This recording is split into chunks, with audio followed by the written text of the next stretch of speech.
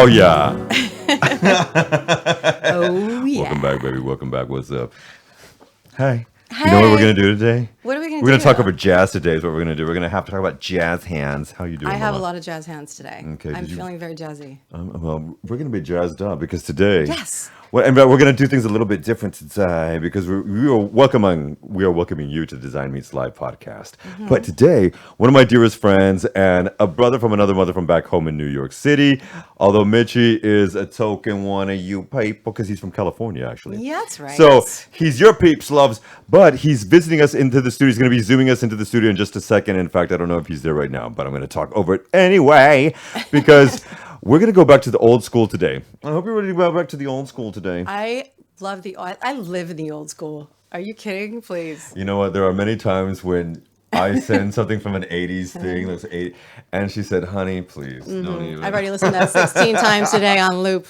Well, Yeah. so that we're going to be giving you that loop on a gab today because none other than my beautiful friend, Mitchell Kaplan, the Mitchie is going to be dialing in from just a little bit. Now, Mitchie is actually... one of the renowned and always in demand pianists for a lot of different musical shows in the Los Angeles area, but he travels all over the city. In fact, he is actually one of those who helmed with Beth Lapidus, the Uncabaret at El Cid in Los Angeles every end of the month. Famous. And that's going to be kicking off as well. And September 27th will be the next one for them. But he's also been, for many, many years, the musical director for one of my favorite, if not my favorite, comedian, and that is Lady Sandra Bernhard. Now, Talk Mitchie... about iconic. And, well, she is, actually. And one day we're going to find ourselves on Sandy Land. Don't build your house on a sandy land, children. But Mitch has also been, and this is the thing that we're going to do with the whole walking down memory lane thing. He has been working with everyone and their mother from Shaka Shaka Shaka to Madonna to so many other people that we're going to talk about. And when you're dealing with this kind of creative folks, which I know you know about. Yes. Okay. You know, they always come from a different frame of mind. And I'm putting this nicely because I don't want it to sound strange. But our artists, our creative, people who are creative, as you are as well, you know, we think differently, don't you think? I do. And what I find fascinating is like we were talking about all the people that he's worked with, it's Mitch that makes it all happen. Truly. Like you cannot have the result, Without. the product, the show, the performance, the production. It doesn't exist without the creatives behind that front person. And it's so fascinating to me. It's almost like how it's made. Like, you know, when you Well, you do this on telly, so you know all the people who make it happen behind the scenes. Exactly. And it's so key because they're fantastic and creative and smart, and they have one foot on both sides of the brain. And I just love talking to them and just getting in there and seeing what makes them tick. So we're going to do that. This is one of before he zooms in here. In fact, Yeah. I'll text the brother if I need to. But one of the things that he said in an email the other day was, it's the pairing of people. It's the group effort that makes it happen. Exactly. And finding Sandra back in 19, we're not gonna I say, don't hurt her. but we're coming on decades, y'all. And finding her, it was a perfect pairing, he said, of that type of creativity and the comedy coming together. Right. Because And that was unusual too. That was not normal, especially from a woman. And so you had this dynamic that she really stood out. She had a brashness about her that was fantastic. It was very Joan Rivers feel, you know, like there's only a handful that you can really put in that group. And I wonder too, because they're both Jewish females who Yeah. were doing that. That were so Well, very we loud get- and brash. Because they were allowed to be. Everybody knew that they were, and they were allowed to be, so they just did it.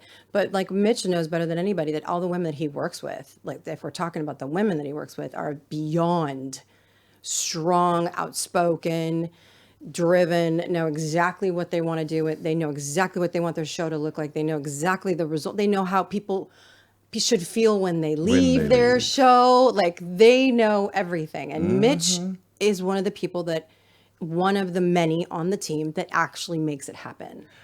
Okay, let's talk about you really quickly before he dials All in. right. Okay, I like that. When you have you had people on behind the scenes with a gangsta lean that you knew were not making it happen?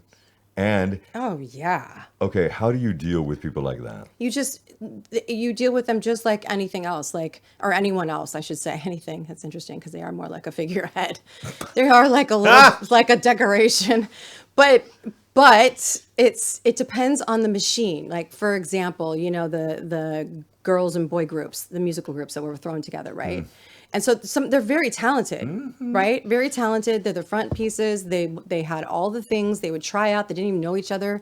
They were thrown together, and then boom, you've got the magic. But who really made the magic was everybody behind the scenes. Okay, speaking of everybody behind the scenes, I think we have to put these We things on do. and ruin my hair. Yeah. I don't want to ruin my hair. Mitchie, are you there, sir? I am here. Hey! It's so good to see you. Okay, too. and don't worry about the photo. Guess what? I found one online, and you're gonna love it. Oh, I didn't send one. I'm so sorry.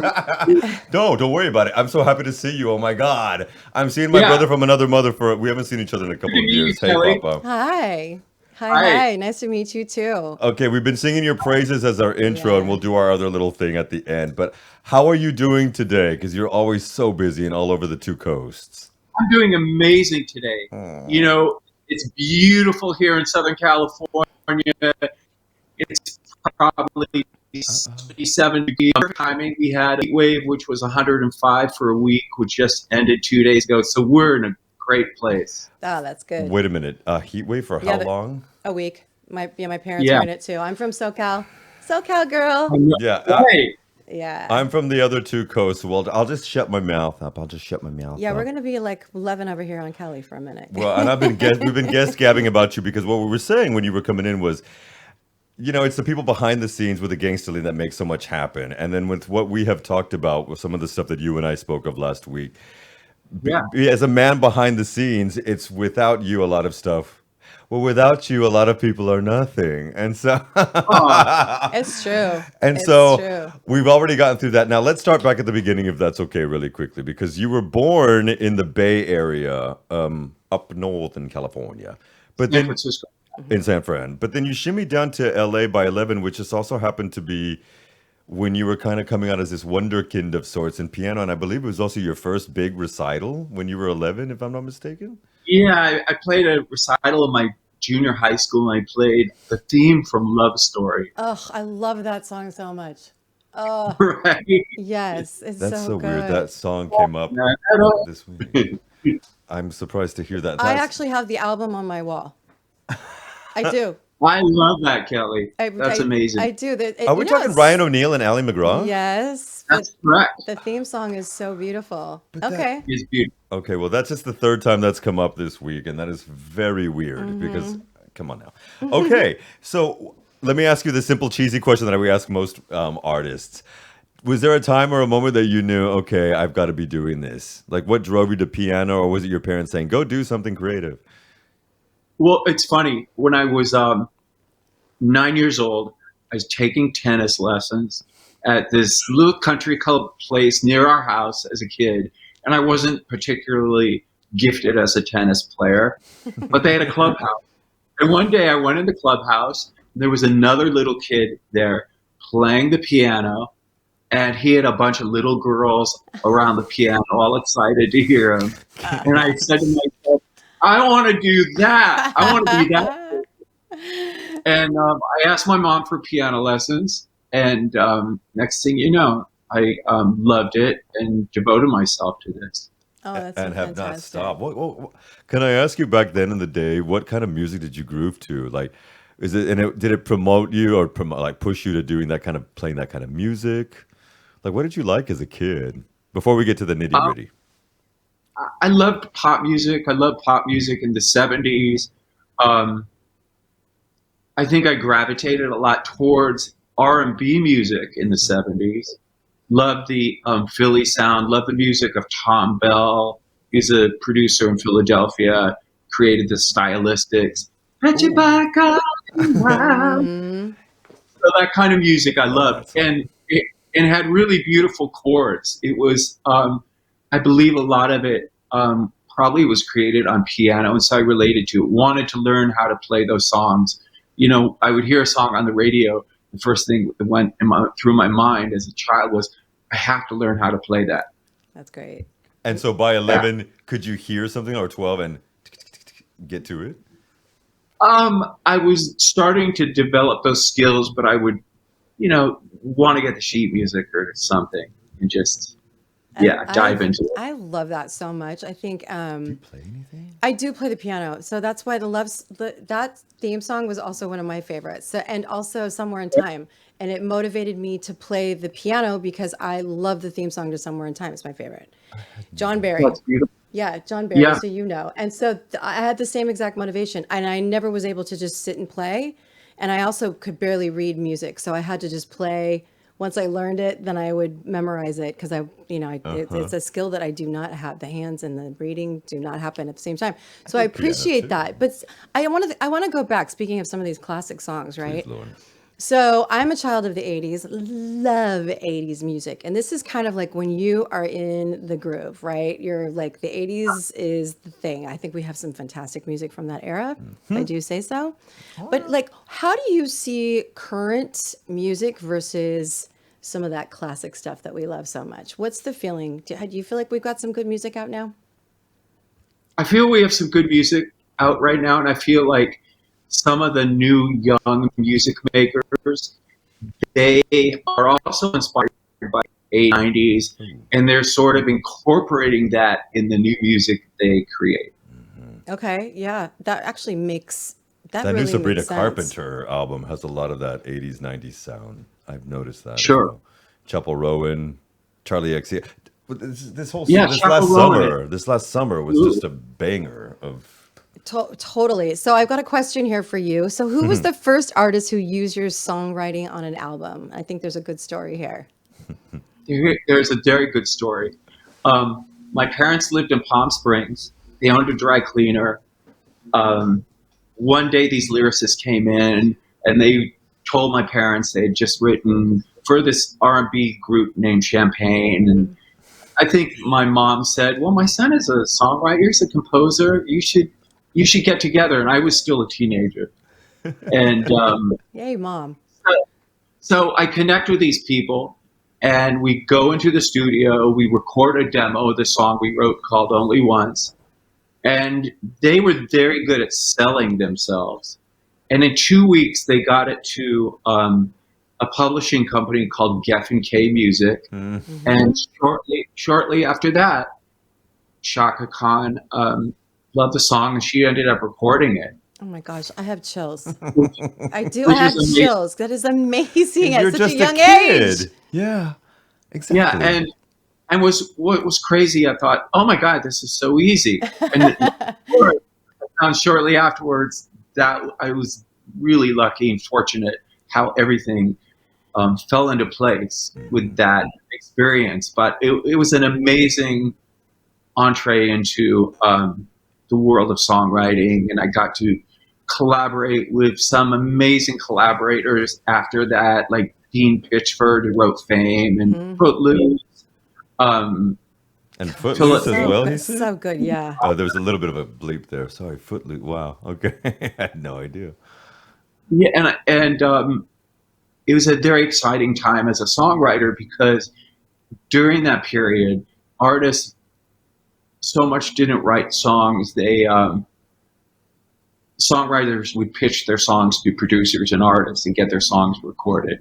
Where now, almost all the artists, they co-write all the material that is on their albums or they put out. Yeah, that's interesting. I think it's fascinating how the business has changed, right? Oh, and that's some of the stuff I wanted to get to in a little while too, because with some of these legends that you've worked with as well, I know when we were speaking last week, you mentioned Mr. Riggs, Seth Riggs, who actually had the distinction, I believe, of being you called him the vocal coach to the stars, right? Absolutely. And when I was going to UCLA, I took a part-time job, working for Seth as a piano accompanist.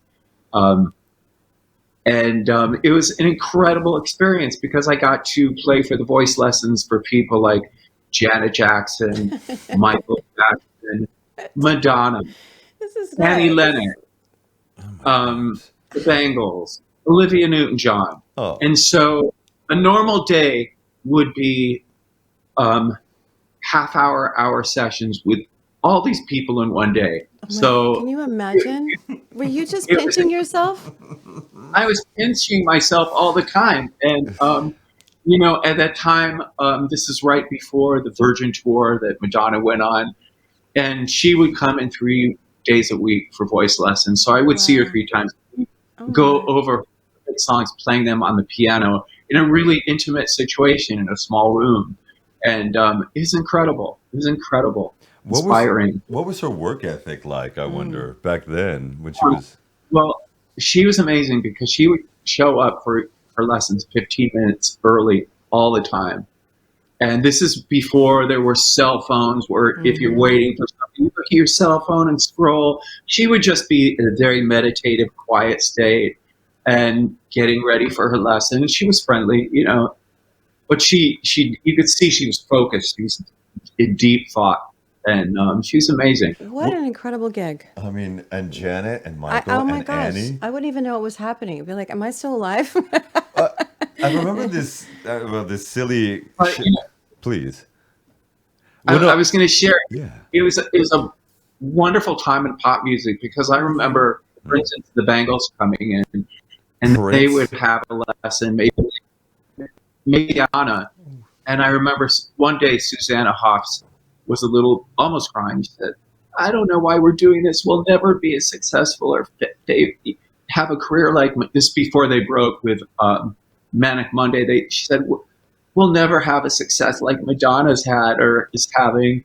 And it was sort of interesting to be on the around these artists before they had huge successes and went on to greater successes. This is before Janet Jackson released Control. Wow.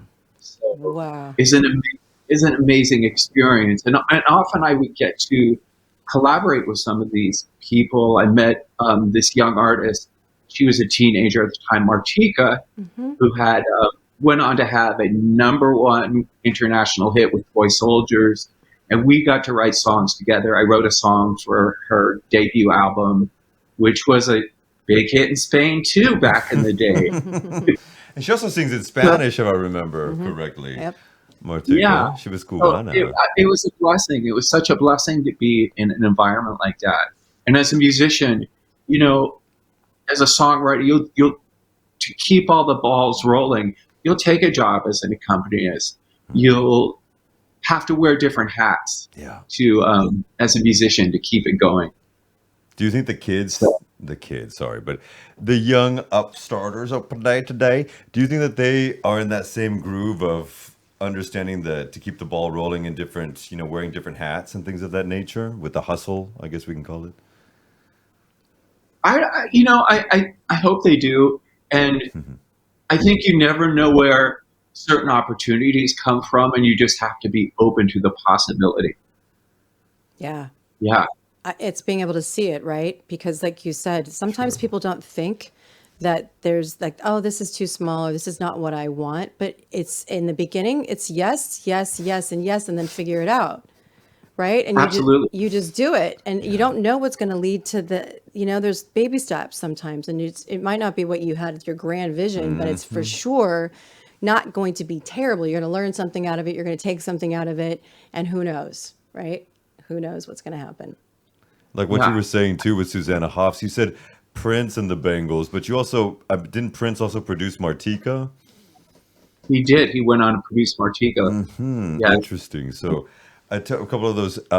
When you think back at those times, what was one of the things that you wish that we could still retain? I know that's off not on the questions list. Sorry, but what's one of the things that you wish we could have retained from that '80s, '90s no, more '80s, I guess, songwriting time versus now, where they have groups of writers come together to do one album.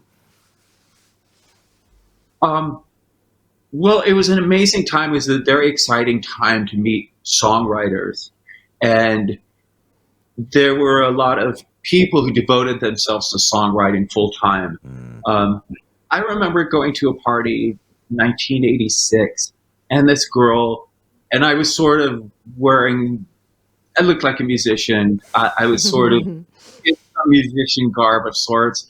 And this girl came up to me and she introduced herself. She said, "Hi, what's your name?" "I'm Diane Warren." And she Oh, was just and she was just checking out. She was not afraid to approach anyone, and There you Still go. not, it seems. She's got that energy. absolutely, Yeah. absolutely, and it's a lot about that. And if there was an opportunity to work with another writer or artist, you would jump for it. It was Right. a very exciting time. I think Yeah, that's true probably. I mean, even now, right? It's just that The digital world the has digital changed it. world, the digital world has changed so much that you don't have to really be in the proximity of those people anymore. We can yeah, Look at us look at us here. now. Okay. You yeah, can collab. absolutely. Thanks, You know, pandemic. yeah. Well, we all learned, that it used to be something so terrible, but now we can be digital and collab. You've heard songs where people are on a phone calling in on the other side of the world, adding their, Lyric to it. yeah, their add chorus or whatever they're adding. It's amazing. Well, here's another song. Like AI, Bjork and Rosalia just did a video not Oh, together there you go. on this new track. Crazy. It Yeah. is. How do you feel? I'll get off the question track again, but how do you feel about AI coming into the mix as a producer, as a mixer, as a writer? Because you do it as a musical director. Then there's AI there. How do you feel about that? I'm curious to see what opportunities it creates for creators, and I think it could bring some great things. Definitely. Something's That's the glass half full perspective that I really It's I like about positive. Mitch. Yeah, Yeah, I like that exactly. Yeah, about you because we can all complain, do this, do that, but it's true of anything that's come out that's new, right? We can find the good or the bad and then embrace it because there will be new jobs, new careers, new employment, new sectors, everything new. But there'll be a new guy who's running the AI and putting things together. There's a kid out there going, I can produce music using these tools that we've never heard of before. So, Well, we haven't, but and later on towards the end, you're going to tell us how you're working in this as well, because as you said, 10 minutes ago, you have the adaptation. You keep going, you keep going, you keep right. going. The adaptation to things. How discerning, absolutely. yeah.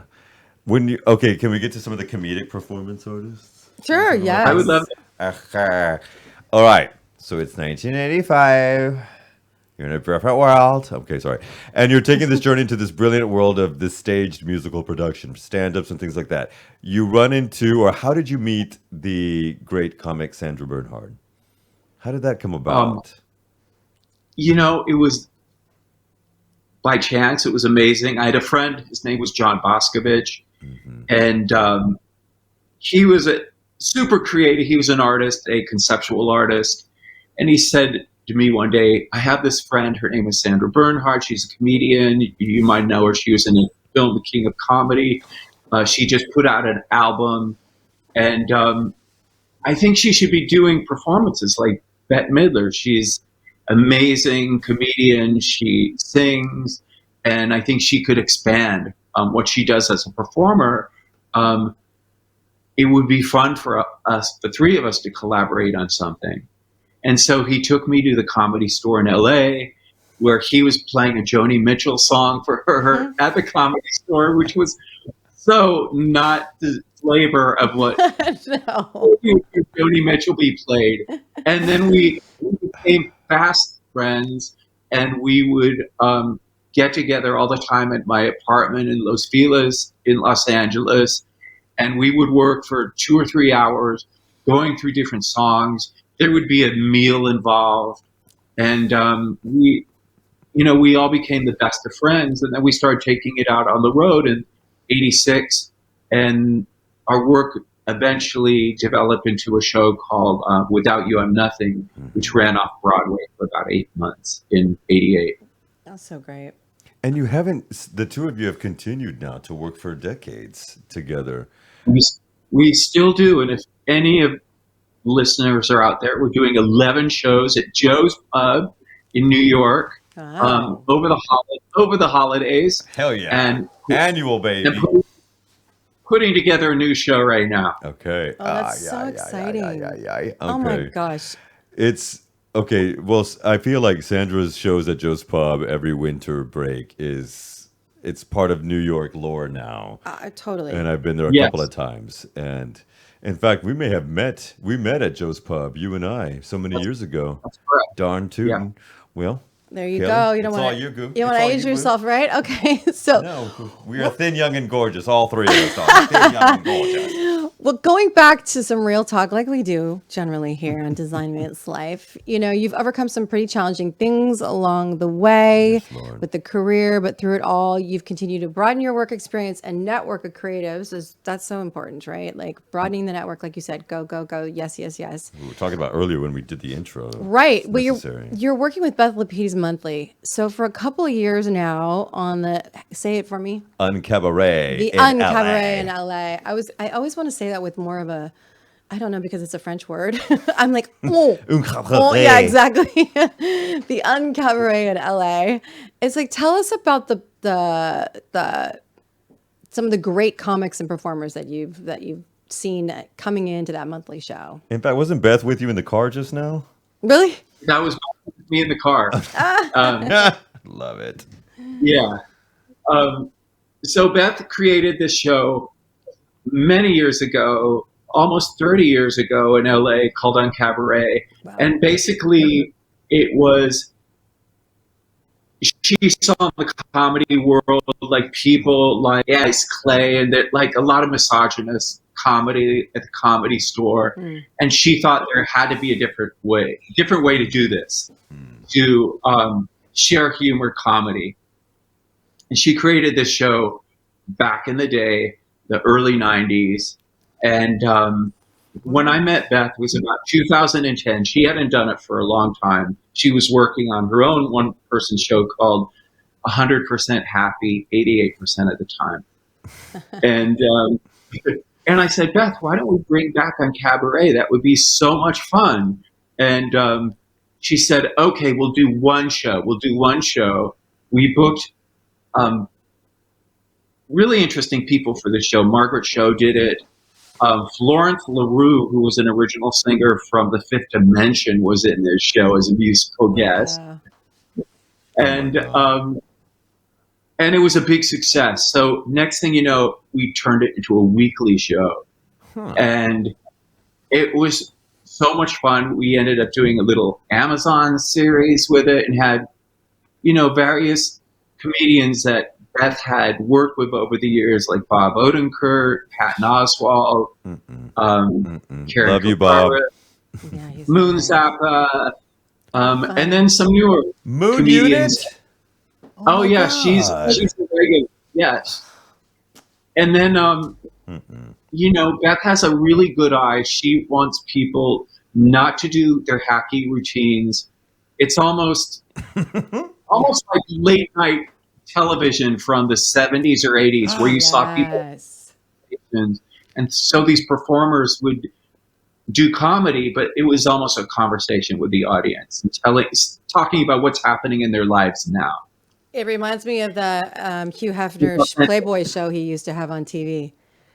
Absolutely. Like that, right? Like a little variety behind, well, yeah, kind of behind the scenes, and like you're getting to know them, and they're in your living room kind of feel. And it was his TV show, and he would have the top Sammy Davis Jr. and all kinds of really. When did they stop this? Because they used to do them all the time, didn't they? In the They did. 60s, 70s, They even in did. the 80s. Yep. And then all these variety cabaret things stopped. I love them. Well, all why. of the big shows at the time were done that way. Didn't Cher start that way? Cher started that way. Carol Burnett started that way. It was a combination Absolutely. of comedy and cabaret. And oh my gosh, I would love to see that. Performance art, which, Yes. Mitch, you have been working behind the scenes and with the Gangsta Lean making this happen for so long. So, Absolutely. I believe they're usually towards the end of the month, each in El Cid. Is it still at El Cid? Yeah. We have a show at LC coming up at the end of the month. I heard you mention earlier in the show. Thank you. Shout out, excuse me. And, Beth has a really good eye. I think I have a good eye too for new talent. For this upcoming show, we have one of our newer performers, a performer named Alex Edelman, who just had a hit show on Broadway, and he won a special Tony for that show. He's going to be one of our guests coming up. And so it's always exciting. New people come in. We have musical guests. Also, there was a young artist named Phoebe Bridgers, who was introduced to us 8 years ago. And she's done our show a lot, and of course, we all know she went on to win 4 That's Grammys this damn past right. year for Damn right. Boy Genius. Wow. And so it feels fresh. It keeps on changing, and it's always exciting when new young talent come in. And it's been going for And so long. That doesn't happen. I mean, To bring it back after so long too, and yeah. keep it, maintaining well, like you said, you have to have the different. I'm sorry, I do have a frog in my throat, and I don't know why the Jesus would let this happen. We can hear it. I can't hear it. Your voice Yeah. You is can't great. hear it? No. Okay. But to keep it fresh, youthful, fun. Yes, I'm stealing stuff from Sandra. But to keep it youthful, fresh, and fun, you keep the different blood going. Now, when you are doing different things, because you've also been involved in other recent things to keep it fresh, youthful, fun. But one of the things that I want to mention that you said was it's the I collaboration want of, to. please. I want to push one more thing. Oh And yeah, Beth we're not also, done, honey. We're not done. But Beth please has push. also has a new show she's promoting called "It's a Lot," a one-person show. We're excited. We're taking that on the road. Shows California, Palm Springs coming up in November, and And that one's called. it's That was. Well, so sorry, my brother. We just had a little glitch in the Matrix. You said that this new show is called "It's a Lot," and that's also Beth Lapidus. yes, her Awesome. solo show. Oh, Okay. that's Yeah. great. And you're taking that on the road in November. Can you give us, Yeah, without any spoilers, it's about like what she's going through right now? Is it pretty her? much. Yeah. Yes, which we're all going through. But yes, it's great. Child, this show is timeless, but we are all going through it. Yeah, It's a Lot is a perfect title. But the thing you mentioned earlier about keeping things on the roll, and I know I keep saying that, but you're also working with an incredible outfit out of London in Los Angeles in teaching and working with electronic music as well. Yes. In fact, I want to say the right thing. Is it called Point Point Blank. Blank? Yeah. Yes. Why, at this moment in time, at the lovely age of 49, are you continuing to push into an element like electronica? Because that's something that's, from a different realm, although you've done a lot of house music, I have Yeah. to say. Well, to tell you the truth, I got hired there to teach a couple singing classes, a vocal musicianship course, and they are very generous with the teachers there. They give us the opportunity to take classes, Oh, and yeah, it's amazing yeah. for free. Wow. And I've always wanted to improve my skills with the digital workstations such as Logic, Ableton, Pro Tools, Mm-hmm. which I've never really invested as much time as I wish I would have. And now I've had this opportunity, and I've been taking all these classes there, taking an advanced Ableton creative production course now, and it's amazing. And to sit in a classroom with all these 20, 21-year-olds and Darling, we're learning all with going them. to I Right. think that's so And fantastic. they're so inspiring, and Yeah. the courses and the instructors are amazing, and it's invigorated me. And I've started new collaborations with young people I've met at the school too, who are so talented, and it's really fun. It seems like everywhere you walk, I imagine you. I mean, LA is really ripe with people to know and meet, and there's always somebody around the corner. But I literally have images of you just kind of walking down the street and bumping into somebody super important, you and worked then you with. just that you just start a new collaboration because your spectrum is so broad in what you've done. It's like, did you think as a pianist that you would ever be doing what you're currently doing? Well, I'll tell you something interesting. When I was younger, I have a little bit of stage fright, and I kind of figured out I don't necessarily need to be the front person. And I love writing music. I love being musical director, accompanist. I love coaching. I love teaching private students. I love doing all that. And talent is such a big turn on. When you see someone who is creative or talented, I'm attracted to those kind of people, and if I can support them in some way, that's amazing. Oh yeah. I love that. So it's very altruistic, your drive, because what I haven't heard, Absolutely. right? I haven't heard one time you mention, well, I thought I would make a lot of money doing this. And that is what tells me that you are so perfectly aligned with your passion that Yes. The point of this show too. right. It keeps coming Yeah. at you. It keeps coming to you because of that. You are exactly in that space where you're supposed to be. Have you ever felt that way? Absolutely. Completely. Yeah, it seems. And I think my creative life can be defined that way, definitely. And I've made sure there's some other decisions I would have made differently, but the creative impulse always is what my heart followed. Do you think it's still Yeah. easy to keep following that creative impulse in the digital age? I mean, yes, in hindsight, we're going to say, of course it is, but with there's so much distraction that we did not have, even into the 2000s, we didn't have this distraction all the time. And I wonder if you still see it as easy to, keep that going. Not for necessarily you, but for new learners who are coming up as you work with them, in fact. Absolutely. Okay, good. Absolutely. And at the school, point blank, I see these kids come in and they're so creative, and they are so talented and work so hard, and it's exciting to be around them, definitely, For and sure. learn from them also. I was just You going to know, say yeah, learning from them is key.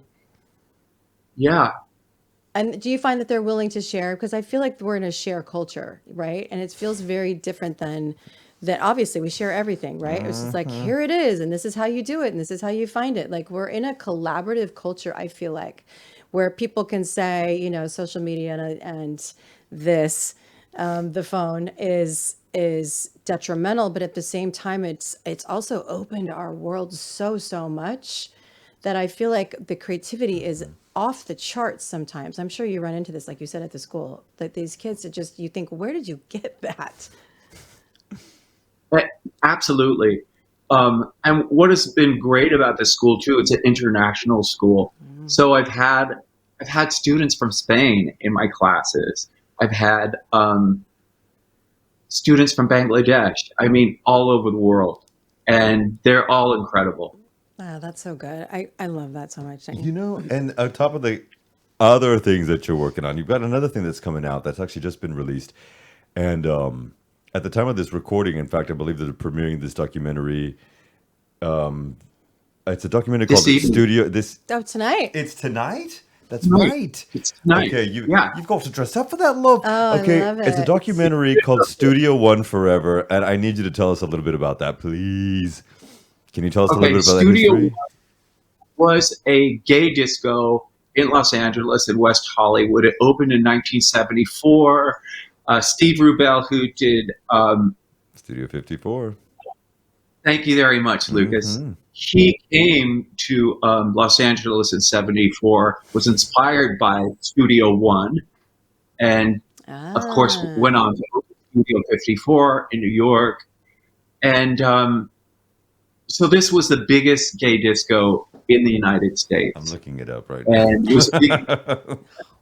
big part of gay culture in Los Angeles. And what's interesting about this particular club, they also had a cabaret room where people like Bernadette Peters No. and oh, I Cheetah love Rivera, her. I love her. Liza Minnelli, and various people did shows in this room, like in the late 70s. I Wow. am so So into this. fast forward a little bit, I'm still going to UCLA. I get a job as an accompanist on a Monday night showcase night there at this club. It's amazing. Every Monday night is a talent show with like an open mic, but a little more sophisticated. You had to audition for it. But people like Roseanne um, Rosie O'Donnell were regulars on this show. And then every once in a while, you'd have someone like Luther Vandross would pop in, and I'd get to play a song for him in the show. Stop So, it. so, so this is the early part of my life.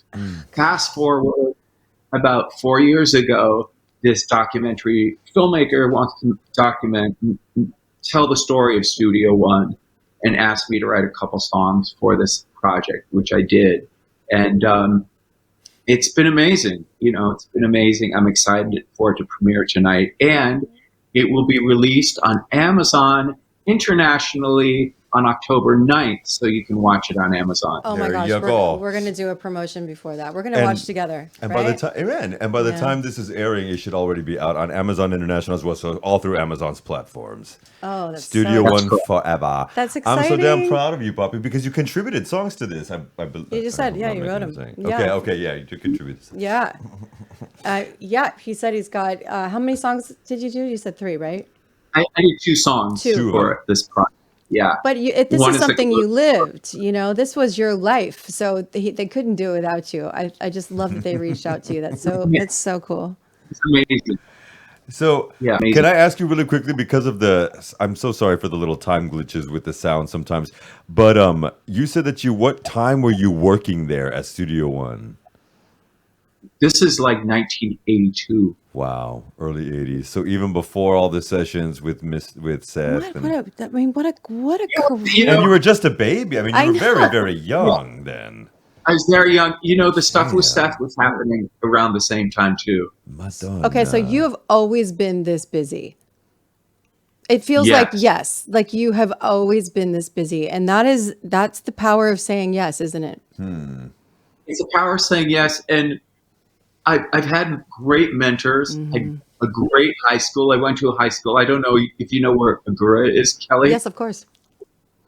I went to high school, Agura High School, had great teachers there. A great music teacher, Ed Lojeski, genius. He was Johnny Mathis's musical director.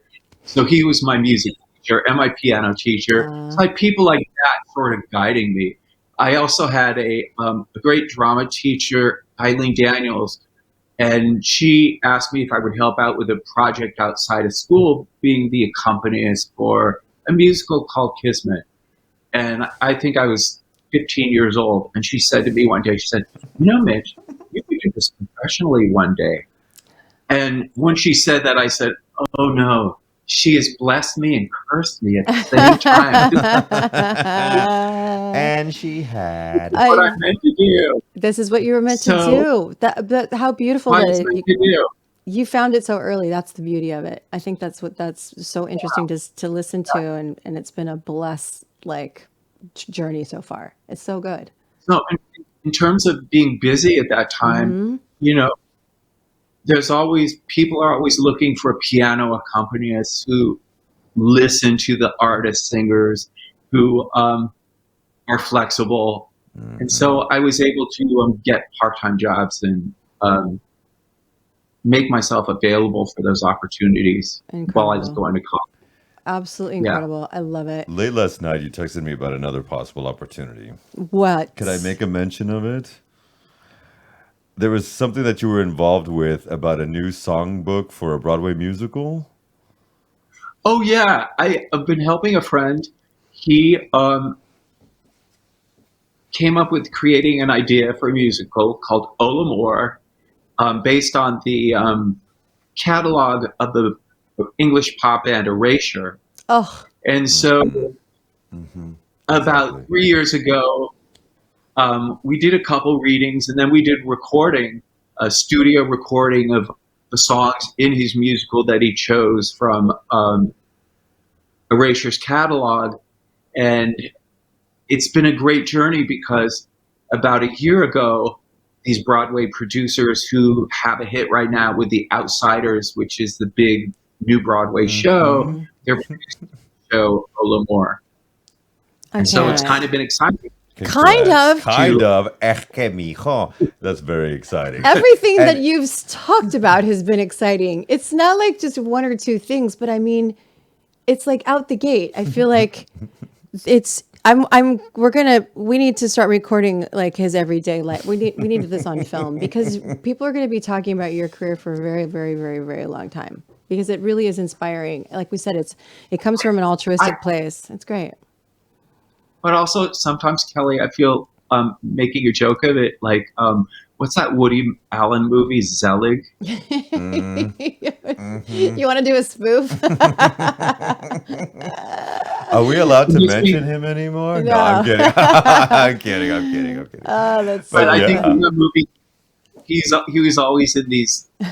I've never seen the movie, but I heard he's this character that's always meeting world famous people Yeah. and kind of by yeah. chance. And It just, by chance, he just turns the corner and runs into somebody, and then, hey, do you want to work with me on a da da da? And it's that. That's what it's crazy. It is like a movie. That's a perfect analogy. Who is the last person you turned the corner and ran into and thought, hey, oh. Okay, Oh, that's an off the book that's question. Sorry. I You're know. gonna do that. You'll do that tonight at the premiere of Studio One. but what I do want to say is that I've learned never to say no unless it doesn't feel good Right. somehow. Right. Yeah. Okay. You never know the possibilities, and anything can happen. Anything can happen. It is so true. In, And in a in a positive way, exactly. Amen. It's just it's such a good lesson. So we've got one last question that we love to ask here because I come from a design psychology background, and which is fascinating to me, right? Like how your surroundings affect you. So we ask everybody. So when you're feeling the most inspired and you're feeling the most creative, what space? Tell us about the space that makes you feel the most inspired and creative. What does that look like? Well, that's a really great question. I love that. For about 20 years, I had an amazing apartment in Los Feliz that was an old Spanish style duplex apartment, 2 stories.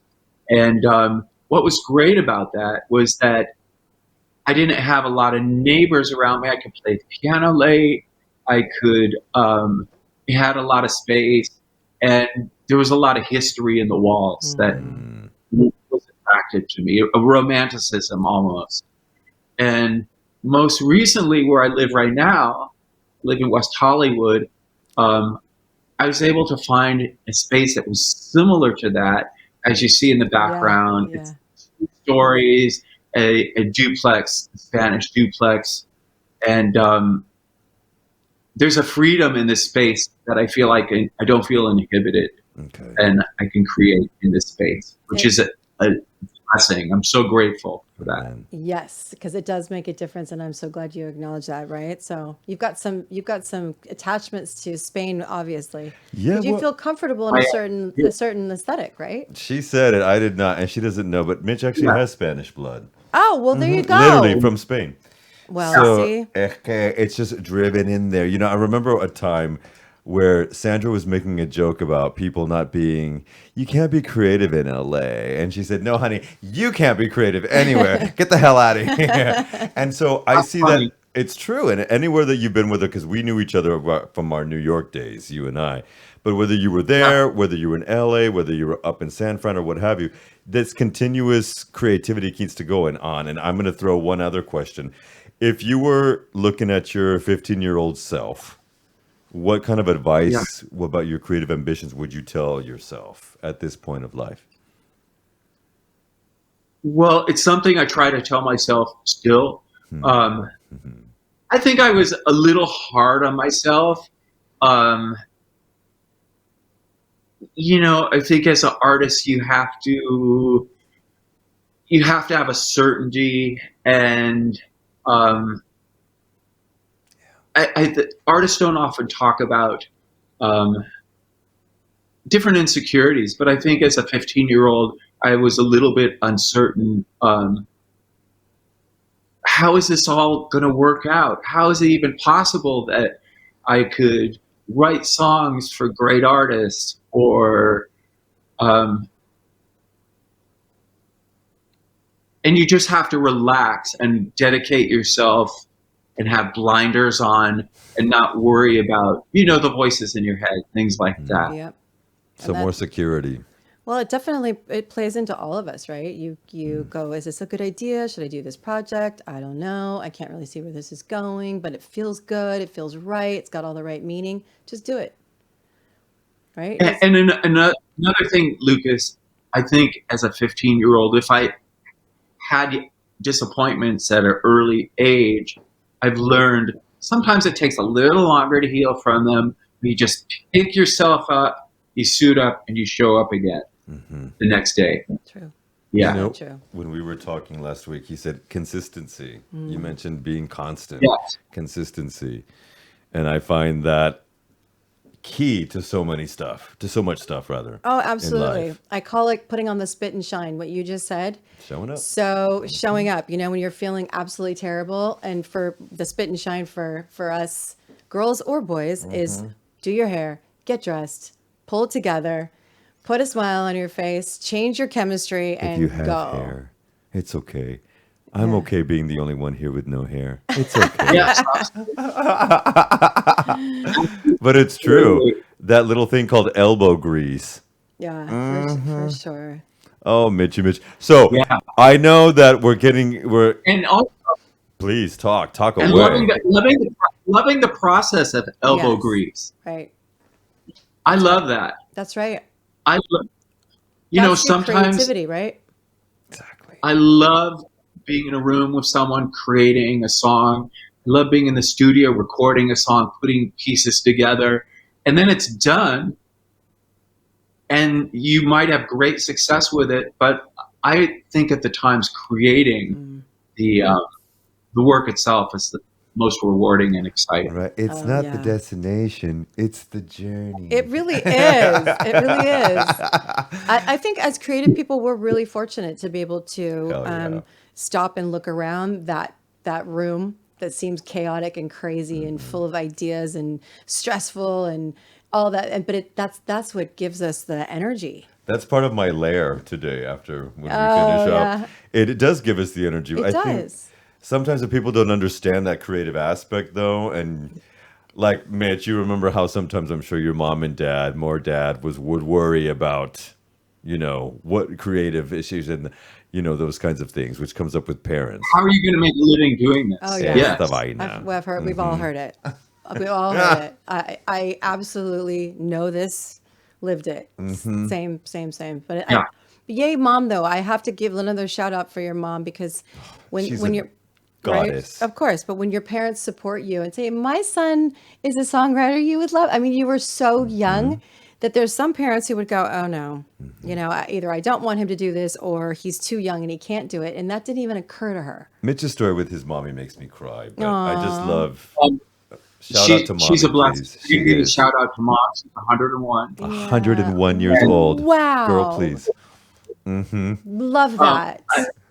I was blessed with two parents who really supported my endeavor Damn doing right. this career. And I could have an episode talking about them. I mean, they're amazing. I'll make this really short.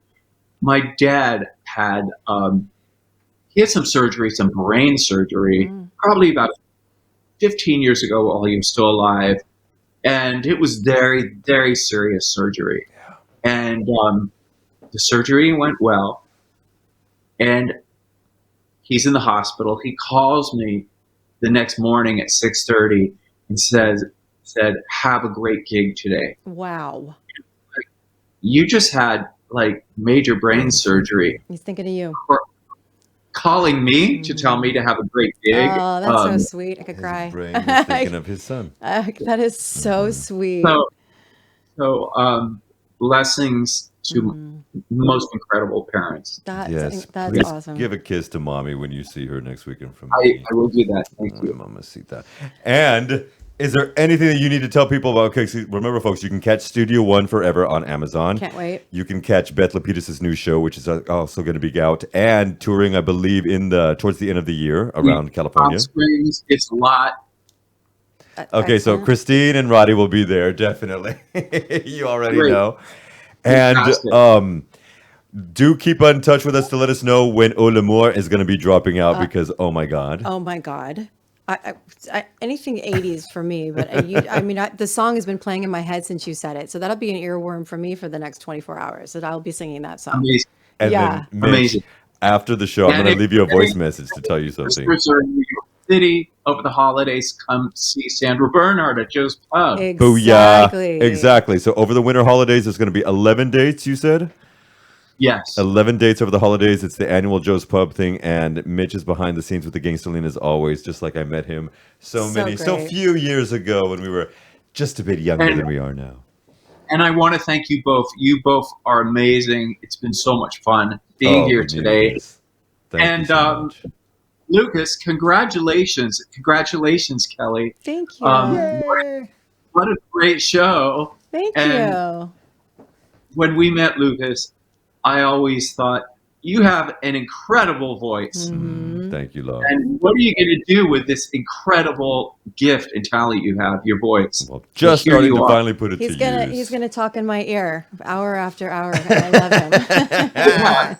I will never forget. We were at a show with Sandy, and Judy was there, Judy Gold, and she turned around and she said, "I'm sorry, but you need to do something with your voice, like now." She just said that to me and then turned around. There you go. I will never forget. So shout out to Judy because I started finally doing that. Hey, And thank all our you. love to Sandra and all our love to you, Mama's Papa Son. Yes. Thank you so much for dialing in today because it's a busy day. He's thank got the you. premiere in a bit. So. Yes, congrats on the premiere. Can't wait to hear all about it. Thank you. All Thank right, you. sweetheart. Take care, So Mitch. power to the Thank you. people. Mitchell Kaplan, we will see you on the flip side. Amazing. Ciao, my love. They Ciao. see ya. Oh yeah, I'm gonna take this so it doesn't ruin my hair anymore. Well, I'm gonna do our little wrap up because as we do here, everything you do in your life. Is for us, but we do want to talk a little bit about the lair and the. Can we talk? Are we gonna go? Are we gonna go backwards? Yeah, we're gonna go backwards. All right, we're going backwards. This is backwards time. It's like Beetlejuice or some shit. Do I like these on my head? I kind of do, but all right. No, we take them off. Yeah, okay. There we go. Same. For those of us without hair. Again, as usual, the only one without hair. But Mm-hmm. we had to do a side up because, of course, our brother Mitch, who we just finished with, fabulous interview. I can't believe all the opportunities he has had. It really, truly, it's like a Nonstop. movie. Really. I it's mean, his own documentary, actually. that's what I was That's an thinking. I was idea. like, there is some. We need to follow him and just go through his life because it's so extensive. It's a pitch to logo, for sure. Man, For the logo channel. He is phenomenal. I love him. And so, in fact, we sweet. did meet in a Sandra Bernhard show at the end of 2003, exactly 20 years ago. 20.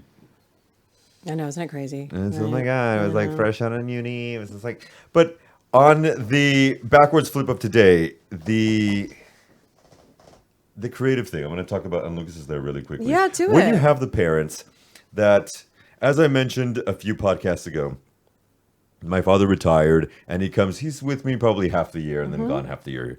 And one thing that he gets concerned about that Mitch mentioned was about, I think most parents just want you to have as much safety in numbers, usually monetary numbers. And I was thinking, like, what? it's Yeah. very difficult for my father to see me, like he sees me working hard all the time with the scholastic stuff, with the Yeah. education stuff, with the business stuff.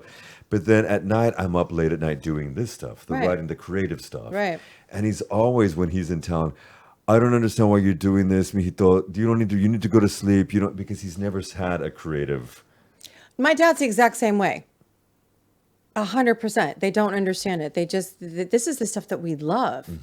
We would do it all day. And Exactly. all day just because, like, if I said to you, I need help writing something, you and I would be in the trenches writing for 5 or 6 hours, ordering food and having a cocktail and doing whatever. Several cocktails. Right. But for fun, because it's the creative. It's right? part of the life. It's part giving of our us life. life. It does give us life. Maybe And that's how I need to explain it. So what I was going to bitch about was, how do you explain that? How do you deal with it with your dad when he would go on that tip? Well, they stopped. They stopped because I think I know. Stuff just popping off. in I mine. know, but I do know that my dad just had a very, like yours, a very, this is what you do. You go get this career, you work at it, you just do this, right? And then when you're done, you just do it. But he loves it so much that my dad is retired and still doing it. So it's the same thing. I said, your passion is that. And if I took that away from you, you would be Beside yourself. distraught. Completely. Distraught. So it's the same thing for anything creative for us. Like we kind of go cuckoo if we're not doing something creative, and that's why it's so easy. So I equate it that way, and then for the numbers conversation, right? Like they're concerned that you're going to make it, you're going to make it. You've always stood on your 2 feet. You're always going to find something, just like Mitch, right? Just like Mitch, because we're entrepreneurs, and so is he. And anybody who has that same mind, you kind of have to be when you're a creative. Yeah. You need to have that. The thing is, and what I've said 1,000 times is, I think in school, everybody needs to learn a little bit of business, right? So even if you become a professional, quote unquote, and you have a 9-to-5 job, right, where you're in and out and that's what you do, you still have a passion for that and you still need to understand the business part of it. And then if you're not creative, you sure as hell need to know the business side of it, because you are going to be running your own ship. That's what made me so happy to hear him say, yes, I do see some of these kids who are doing this and can run their own ship, because I don't know if I necessarily see that a lot here. Well, maybe that's where my questions came from. Probably because it is a different. I mean, we talk about the cultural differences all the time, right? And they are 100% real. Straight up. Yes. Are you gonna tell me you love me forever? But it's true. They are 100% real, and yeah. And as Mitch said, you keep that stuff going, but they are there. And so for me, who's going to deal with my daddy later on in a couple months when he gets back, I'm just going to keep on doing my midnight oil. I think more than anything, when my father's around, Mijito, you need to sleep. Well, because he's your dad. He's always going to say the things like I do the same thing, even though my kids are creative in their own world and supporting themselves and whatever. You can't help it. It's just a mom thing to go, did you eat? You can't help it. It's just what we do. But so shout out to our parents who love us. Shout out to the parents who love us and are looking at us going, you know what? Good for you. Darn tootin', we're designing our lives to you. Yes. And well, I'll let the queen do the shout out as we outro here, my children of the corn. So what I was saying a little bit is that everything you need to do, you do it for you. Right? That's right. Right? Remember you, include you. Remember you. And others. So you start to see your world as something that you're designing. Because you are. Right? So make sure you're a little happy. Bring the joy. That's the word of the end of the year. Bring the joy. Joy. Looking for that every single day. That's right. And folks, keep doing that. And we'll be back next bat time with more goodness for you and your ear and eye holes. Remember, you can catch us wherever good podcasts are streamed and our YouTube channel. And you get all those links and stuff down below as well. All right, my loves. We'll see you on the flip side. Bye. Design your life, kiddos. Bye. Ciao, ciao, ciao.